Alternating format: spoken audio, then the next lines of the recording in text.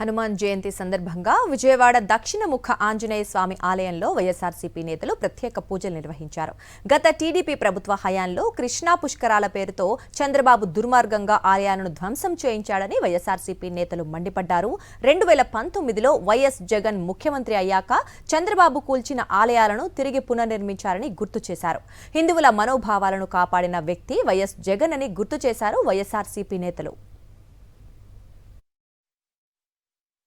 విజయవాడ నగరంలో ఒక మాయని మచ్చ కింద ఉన్నటువంటి పరిస్థితి ఏంటంటే, తెలుగుదేశం ప్రభుత్వము అధికారంలో ఉన్నప్పుడు కృష్ణానది తీరంలో ఉన్నటువంటి బొడ్డుబొమ్మ కానివ్వండి, సీతమ్మ వారి పాదాలు కానివ్వండి, శనేశ్వర ఆలయం కానివ్వండి, అలాగే వీరబాబు దేవస్థానం కానివ్వండి, ఇంకా చాలా ఉన్నాయి, కొన్ని చెప్తూ ఉన్నాం. అలాగే దక్షిణముఖ ఆంజనేయ స్వామి దేవస్థానం, వీటన్నిటిని కూడా సమూలంగా కూలదోయడం జరిగింది, తొలగించడం జరిగింది. ఏ రకంగా తొలగించారు? కానీ జగన్మోహన్ రెడ్డి గారు అధికారంలోకి వచ్చిన తర్వాత వెనువెంటనే వీలున్న చోటల్లా దేవస్థానాల్ని తిరిగి పునర్నిర్మించండి, వాటిని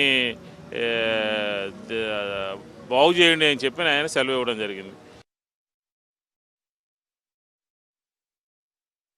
ప్రతిరోజు కూడా చంద్రబాబు నాయుడు గారు అనేక సార్లు ఈ మార్గం గుండానే వాళ్ళ ఇంటికి వెళ్తారు. చంద్రబాబు నాయుడు గారు ఒకసారి ఆగి మీరు దండం పెట్టుకోండి ఇక్కడ. అదేవిధంగా రాహుకేతువులు గుడి కానివ్వండి, ఎంత దుర్మార్గంగా కూల్చేశారు. కనీసం వాళ్ళకి సిగ్గు కూడా లేదు.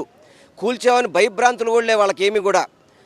కళ్ళార్పకుండా అబద్ధాలు చెబుతూ హిందువుల భక్తుల మనోభావాలను దెబ్బతీసే విధంగా, హిందూ దేవాలయాలని కూల్చేసే విధంగా కూటమి ప్రభుత్వం పనిచేసిందని చెప్పడానికి ఈ దేవాలయాల ధ్వంసం చేయడమే నిదర్శనం అని చెప్పి మీ అందరికీ కూడా తెలియపరచుకుంటున్నాను.